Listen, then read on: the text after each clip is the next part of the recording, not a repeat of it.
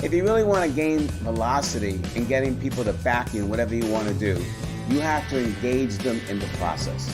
What we always want to strive for is to exceed others' expectations and not to disappoint people. But what we're also striving for is how to maintain our velocity and how to make sure we're working on the right tasks that move us forward. So the secret to gaining velocity and influence is to engage your audience. Many of us today are feeling out of sorts. We're in a period of flux and not sure of our future. Today is only a point in time in our lives. How we handle this difficult period will impact our overall performance in life. Are you letting this tough moment negatively impact you, or are you using it to create breakthrough thinking on what you want and need to do to win the marathon of life? Now, you're taking some quantified risks which will help you gain velocity. Hello, everyone. This is Ron Karr, the author of the new book called The Velocity Mindset, which is being launched today on Amazon, and the host of the show, Your Velocity Mindset Success Stories. I have today a guest that I'm really proud to have on this special day. His name is Jeffrey Hayzlett. Jeffrey is the chairman and the CEO of the CSuite Network. He's a primetime television host of C-Suite with Jeffrey Hayzlett. He's a former Fortune 100 Chief Marketing Officer, and he's the author of 4 best-selling books, including Think Big, Act Bigger, The Rewards of Being Relentless. And I have to say, Jeffrey, that title fits you really well. He's often interviewed and quoted on the national media, and he's been inducted into the National Speakers Association Speaker Hall of Fame. Welcome, Jeffrey. Hey, thanks so much, Ron. You know, I got to hold up my book. I actually left your review today on the book. I got my own personal copy. I just ordered a bunch of these for all of my sales team and executives on our team because I want them to get the velocity mindset, which is different than speed. It's about velocity, a big difference, man. And so I'm so excited about the book. And so what a great job, wonderful job, a bestseller. And I'm glad just to be on here with you today on the day that you launched the book. I mean, oh my gosh. Well, thank you, Jeffrey. You know, I've known you for over 30 years. When I wrote that book, I had people in mind of who's really living life with the velocity mindset, and you were one of those people. Well, thanks. You know, and you let me endorse it, but look at all these names on here. Julie Rome, the Chief Marketing Officer of Party City. I mean, amazing. Carrie Lorenz, also in the Hall of Fame. I mean, you got the CEO of Torchy's Tacos. You got Steve Spangler, also Hall of Fame. I mean, all of these wonderful people. Again, the book. Wow. Oh, it's awesome. Yeah, the support has been tremendous. So thank you. So Jeffrey, let's share some of your life that can give the viewers ideas on what they can do to live with velocity, if you will. You mentioned at the beginning that velocity is not just speed, and you're right. The physics definition of velocity is speed with direction. And that's where most people go wrong. Direction being, where do you want to go? What's the end result? What do you want to achieve? And most people do that wrong because they usually look at the past biases and experiences to tell them what they think is possible or not. Instead, what we suggest is start with a clean piece of paper and just write down what your true passion is, what you really want to achieve, and forget about the past. You did that when you came to Kodak as a Chief Marketing Officer. Yeah. I believe you did that when you had a strategy for the inkjet printer line that you wanted to raise the profile of and increase or take away market share from HP. Can you share that story with us? And if you had any resistance with that vision, how did you handle it? Oh my gosh, are you kidding me? We have captains of no all throughout the company, as most of us have them in the company. And quite frankly, they could be friends, families, and even coworkers that have been with you forever.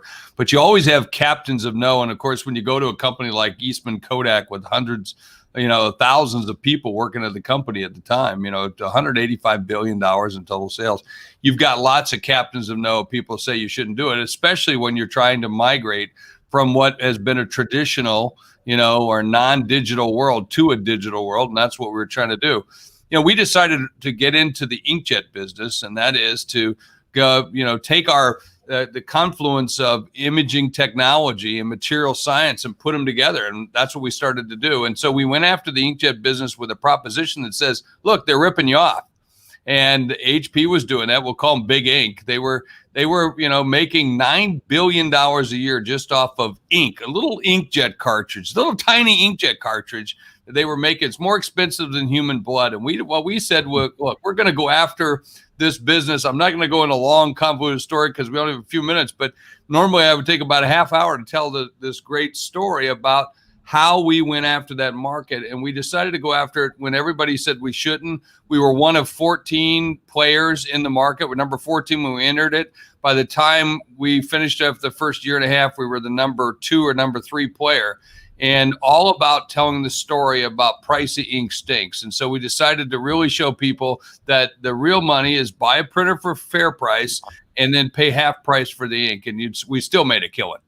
So you had a vision that obviously didn't take into account the past telling you why you can't do it. You decided to go for it. How did you handle specifically with the resistance that you had along the way? Well, you have to educate. I mean, that's a big part of it, is educate people and bring them from past their biases out of the box, in terms of saying, look, what problem are we trying to solve? And if you can get everybody around that, what behavior are we trying to capture? Rather than doing it for our reasons. I mean, think about this, Ron. Big companies, they've got 800 numbers. They were designed by some sadistic bastard who said, this is the way we should deal with customers. But any one of us who's called an 800 number or have gone in and looked for a contact for help at such and such company, we know that's not the way we'd like to do it.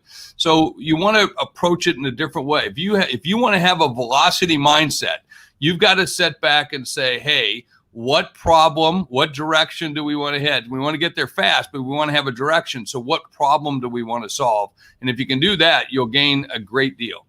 Because everybody in general wants to succeed, right?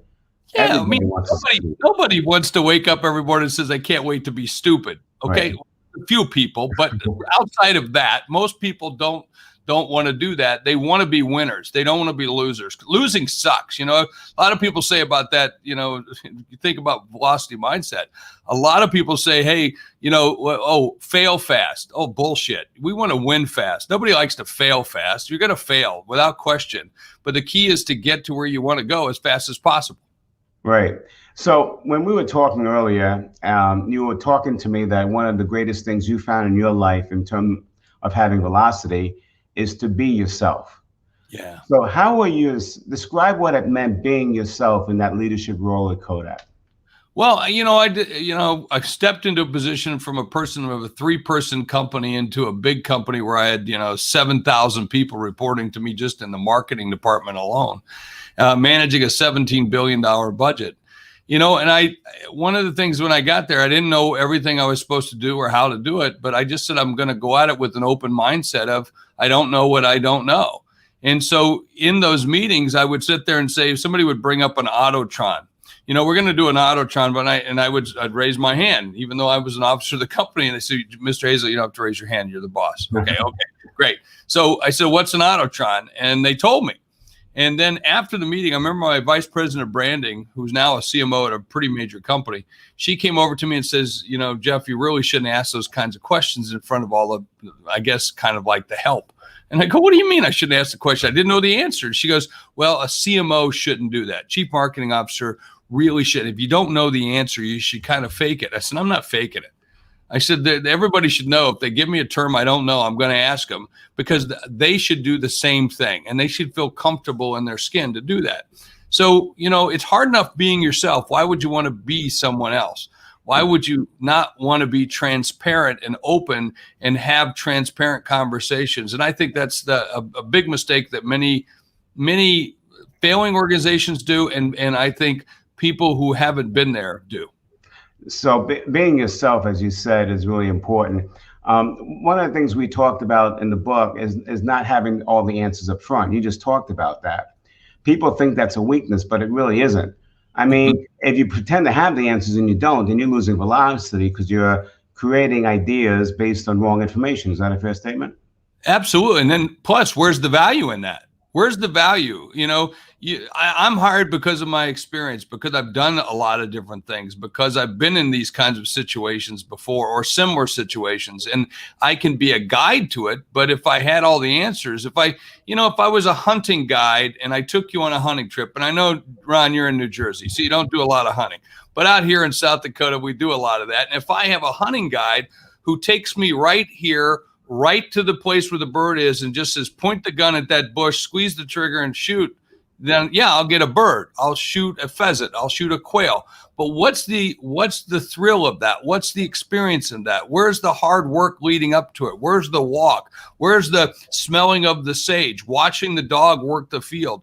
All of those other things you miss out. And so, yeah, I think that's an important piece of it. To extend that to another level, when you start a new phase or a new project, or you're getting to a higher level, then oftentimes if you're stretching high enough, you really don't have the answers on how to do that. Oh, yeah. And executives have to understand they don't have to have the answers. They just have to know how to go get the answers. Do you agree on that one? Absolutely. And our goal is to be a little bit, crazy in the way in which we do it. What I mean by that, we're like a coach, and our job isn't to put you from point A to point B, but to really go for point C, knowing that if I push you past there, I'll at least get to B. And that's the most important piece. And that's our job. Our job isn't to be the smartest person in the room as a C-suite executive. Our job is to be the most strategic person in the room, because God knows I'm not the smartest. If you ever went to school with me or ever sat with me in a class, you would know that Jeff Hayzlett was not the smartest, but I was the most strategic. I figured out how to do things, way to do things, when the tests were, and just show up for those. It was a lot easier. Cool. So now we also talk about the concept of stories. Anytime someone says something to us or something happens, we create a story as to what we think is happening and what that person meant. You dealt with some stories in Kodak, specifically one that you shared with me that you think is the reason why, well, let's just say they fell out of prominence, in the digital age. Can you share that? We all get into stories about things, and some can be good and some can be bad. And a bad example of that is here recently. I left Kodak back in 2010, well over 11 years ago. But when I got there in 2006, the very first day, they told me about the website. And the website had 2 million visitors a day to the picture of the day, which you would think Kodak would have a beautiful picture on its website every single day, and that these people would come to it and see it. And it was a big thing. It was 2 million a day. When I left there, that same story 4 years later was that 2 million people came a day to that website 4 years later. I couldn't change the narrative in that story. Well, just a few days ago, not more than a week or so ago, I listened to an executive of the company tell that exact same story. And so here it was 15 years later, and they're still in the same narrative of the story. And I don't know about you, but the internet changes things. And I'm sure that today it's a lot different than it was then. And so sometimes we get stuck on those stories about who we are or what we do, rather than really find out those things about who we are, what we do, and where we're going. But you also shared a story with me of how when you went to some place in Kodak and you were dusting off, some of the dust and some things, you found some digital equipment, things that they created a long time ago. And the story that they had was, we're not a digital company. Can you flesh that out a little bit? Well, that goes way back to when they discovered the digital camera back in 1975. 1975, a gentleman by the name of Steve Sassoon in the engineering department discovered or created the very first digital camera. And it was a blue box about this big. I know that because it sat on my desk for many years while I was there. So as an example of what we passed up. Well, you can imagine the night in this cold December night in 1975, he took the very first digital photograph, and he actually took a picture of a picture. It was of his daughter. And then the next day he ran around saying, look at this. I have a new way of taking Kodak moments, and it's called digital photography. It's a digital photo. And every executive looked at him and said, put that away. They said, we're not in that business. We are in the business of making a little roll of film that goes in a little yellow box, which is the most recognizable box and logo in the world at that given time. And they said, put it away. We're in the film business. And if you think about it, Ron, they were never in the film business. They were in the emotional technology business. Whether it was put on film or in paper or put into a digital vault or a digital display, digital camera, digital device. They were all about making, managing, moving images and information. And so they captured emotional technology, whether it's for your business or your person. But so were they the first ones in 1975 to actually develop the digital camera? Very first ones. They discovered, they owned the patent. They had over 28,000 patents at the time. And you know, today when you see an iPhone or you see an Android phone, you think, well, that, oh my gosh, Apple, Android, or any Android device. No, that technology that's inside of there was all Kodak, every bit of it. So then help me out here, because they had this in 1975. Someone was obviously seeing the future a little bit, but yet the executives had some fears, right? They had this $2 billion of revenue from that little, you know, roll of film. Well, actually, it's more than $2 billion. It was about $187 billion with about 90% profits on that little roll of film. So it was significant. So let's change it. 197 billion with a lot of profits. So that happens a lot in the C-suite. You know, when someone's saying, "Hey, you know, this is going to be the future. We better get into it." Hey, we've already identified it. We got a product. But yet the fear stopped them because of the fear of losing that $197 billion. Is that a fair statement? Yeah, well, what they lacked was a velocity mindset, my friend. But what can executives do when they face that fear? That's the question, because I see a lot of C-suite executives, even managers, when they're starting something new, they want to avoid at all costs losing what they have. But sometimes to grow, you got to lose a little of what you have to get there. Just talk about that concept. Well, first of all, don't operate your business in fear. If you operate your business in fear, you're already losing. You're already going back. And so if you're not operating with, again, a velocity mindset of knowing what direction I'm going, what problems I'm going to solve, you're never going to get there. So the place that they were going was back to the future, not even back to the future, back to the past. And so what they were doing is they were grounding themselves in the hubris of their own success to say, hey, we're a film company. That's what we will always be. Rather than saying we're an emotional technology business, which means we can put your image or images or that Kodak moment on anything we possibly can, be it video, digital, phones, billboards, newspapers, magazines, electronic email. It could have been anything and should have been. And so they forgot what direction they were going, so they couldn't even speed to get there. One of the things we talk about to help create the vision is don't lead with the how, lead with the what, meaning the outcomes. And so when you lead with the outcomes, you talked about it. You know, they were in the, how'd you say it, in the picture digital technology? In the emotional technology emotional technology business. The how was whether they took film like we used to do it, or they did it the digital way. Is that correct? That's absolutely correct. They could have done it any which way. Had they realized that they were in the emotional technology business, what difference does it make if we put it on a digital camera? What difference does it make if we put it in any kind of digital form or on anything other than film? Film was just one way to capture it. Was it probably the best way? Without a question. Film can capture more than what the human eye can capture. So, you know, that is definitively a place. But if people are okay with other devices, other technologies, other ways of doing it, give it to them, because that's the problem that you're solving. So one way to get velocity is what you're saying is you got to be grounded in the outcomes, the problems you solve. What are you actually doing? Don't mistake the hows for the outcomes. Amen. And then with that, capture that behavior, capture the customer behavior. You know, you build a baseball field in the middle of Iowa, no one's going to go, right. You know, Field of Dreams, because they just don't go. Go find a place and go find a system, go find a way to capture what people do every day. And if you do that, you'll make a lot of money. Have you ever failed in anything you've done in life, Jeffrey? Yeah. You know, a lot of times, Rod, people ask me these questions like, what's the biggest failure that you've ever had? I said, I don't know. I haven't done it yet. Meaning I fail all the time. I fail every day. Are you kidding me? I just tend to forget most of those, or I've learned something from it, so I don't want to do that again. Well, let me remind you of one. Oh, my gosh.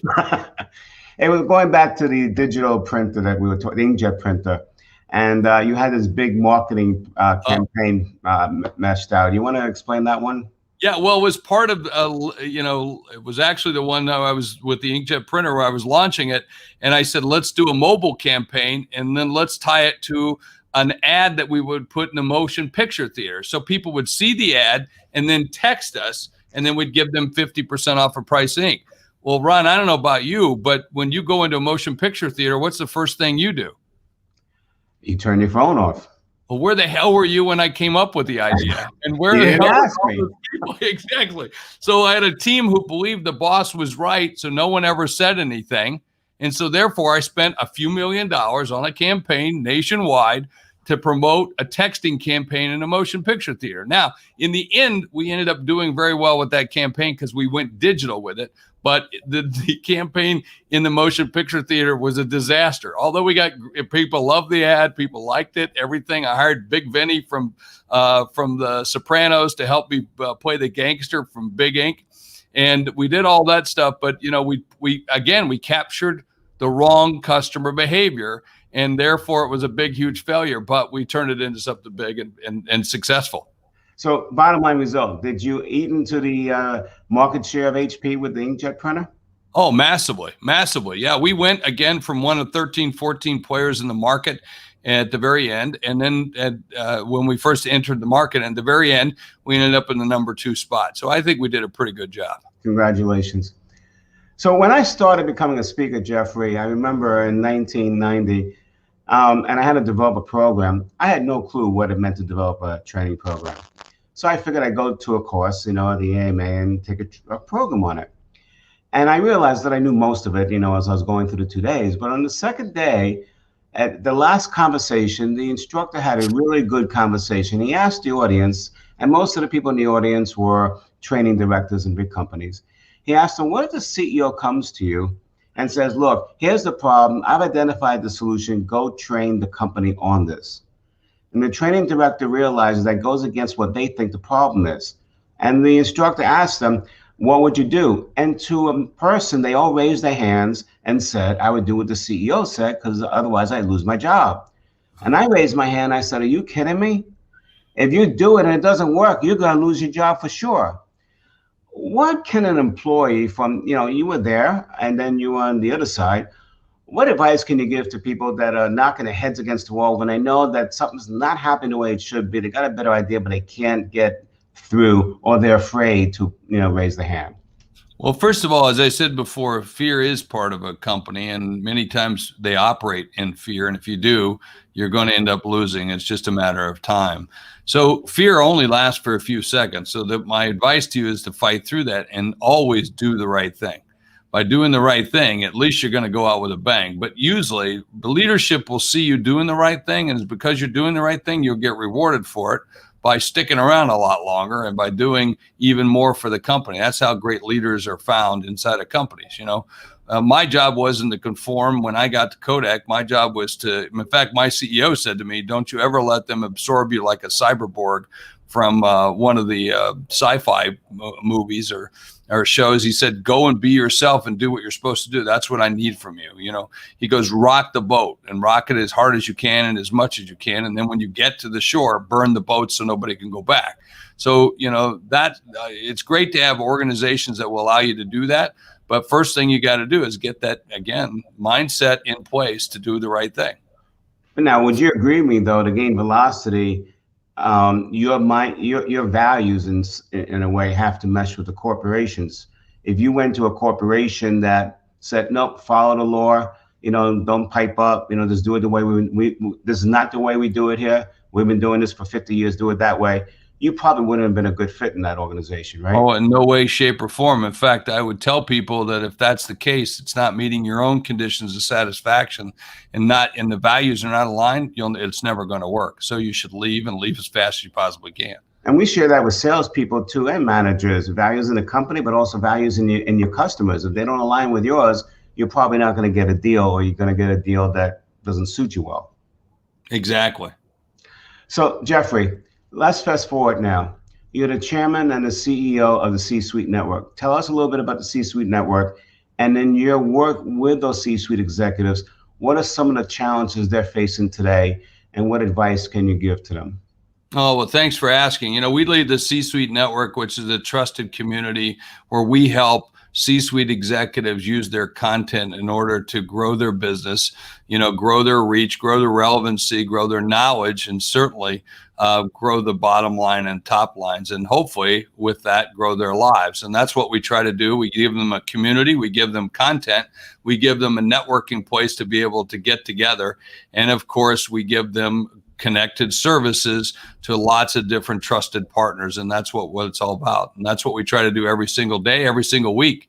We've got over 400 podcasts on our network. We got over now approaching 100 television shows on our network. We're seen on Apple, Roku, Amazon Fire. And of course, our podcast, you can reach all of our podcasts on all the major listening engines.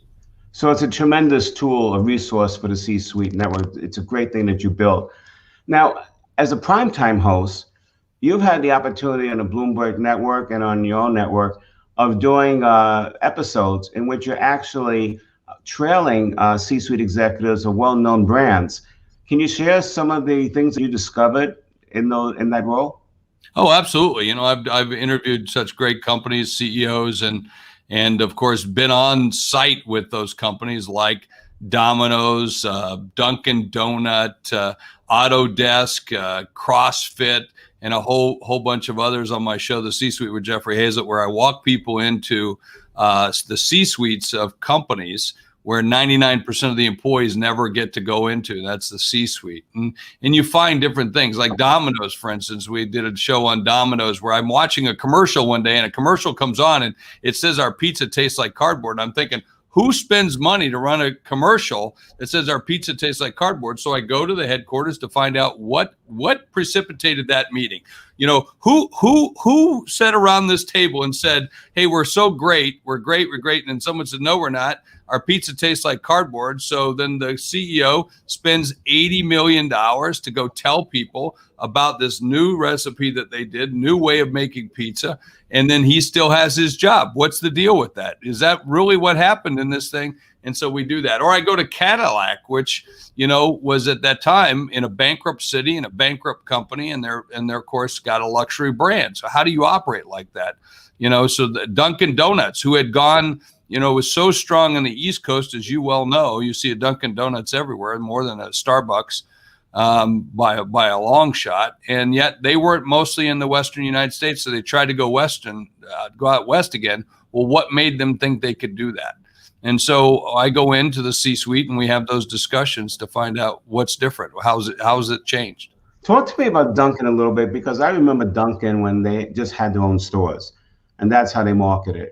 And then business started falling flat, and they took the risk to reinvent themselves, where now their business is a subset of someone else's business.